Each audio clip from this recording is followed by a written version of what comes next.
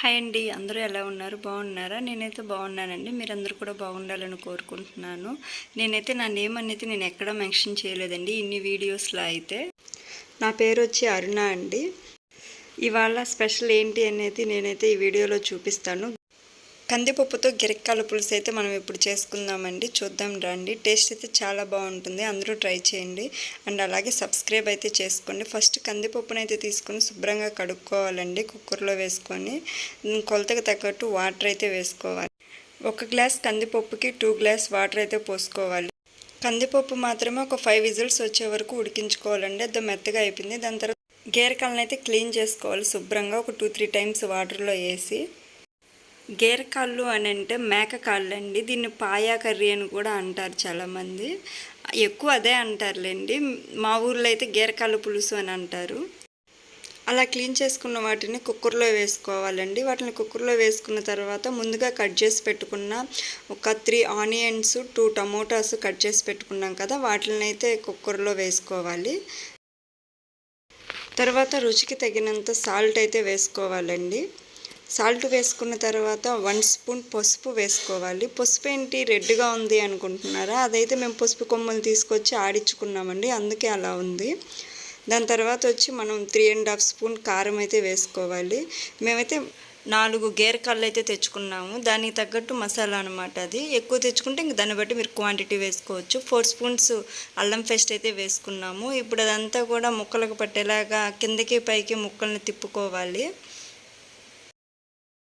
1 glass water అయితే పోసుకోవాలండి. 1 glass అంటే tea glass కన్నా కొంచెం పెద్దగా ఉంటుంది కదా, ఆ గ్లాస్తో 1 గ్లాస్ వాటర్ పోస్తే చాలు. అవి మొత్తం బాగా కలిపెట్టిన తర్వాత కుక్కర్లో పెట్టేసేయాలి. అవి ఒక 6 విజిల్స్ వచ్చిన తర్వాత బాగా ఉడికిపోతాయి అన్నమాట. చూడండి, అవి బాగా ఉడికిపోయిన తర్వాత ముందుగా మనం పప్పును ఉడకబెట్టుకున్నాం కదా, ఆ పప్పు అంతా కూడా అందులో వేసి బాగా కలిపెట్టేసేయాలి. కందిపప్పు ఎక్కువ వద్దు అనుకునే వాళ్ళు క్వాంటిటీ కొంచెం తగ్గించుకొని వేసుకోవచ్చు. పప్పు అనేది కొంచెం ఎక్కువగా ఇష్టపడే వాళ్ళు ఎక్కువ వేసుకోవచ్చు అనమాట. మేము కొంచెం మీడియంగా తింటాం కాబట్టి మేము 1 గ్లాస్ పప్పు అయితే వేసుకున్నాము. ఉప్పు కొంచెం తక్కువ ఉందని ఉప్పు వేసుకున్నాము. ఇప్పుడైతే తిరగమాత పెట్టుకుందామండి.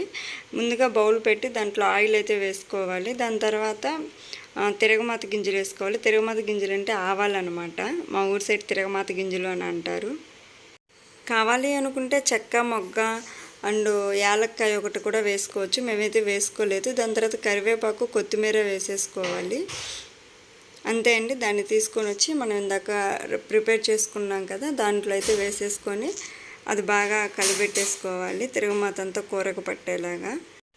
యాలక్కాయలు వేసుకుంటే ఏంటంటే ఫ్లేవర్ చాలా బాగుంటుంది, స్మెల్ కూడా బాగుంటుంది. మా పిల్లలు తినరు, అందుకనే వేయలేదండి.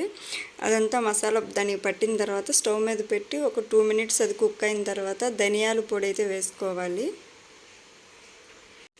ధనియాల పొడి అంటే ధనియాలు, జీలకర్ర, మిరియాలు, యాలకులు ఒకటి, చెక్క మొగ్గ కలుపుకొని మసాలా చేసి పెట్టుకున్నాము, అది వేసుకోవాలి. అదొక 2 మినిట్స్ కొంచెం పప్పు అనేది అదో అలా చిక్కగా అయిన తర్వాత కొత్తిమీర వేసుకొని కొంచెం మటన్ మసాలా అయితే వేసుకోవాలండి. టేస్ట్ బాగుంటుంది. అంతే అండి. అదొక 2 మినిట్స్ బాగా మసాలా ముక్కలకంతా పట్టిన తర్వాత అంతే, ఇంకా కర్రీ అయితే రెడీ అయిపోయింది. టేస్ట్ అయితే చాలా బాగుంటుందండి. మీరు కూడా ట్రై చేయండి.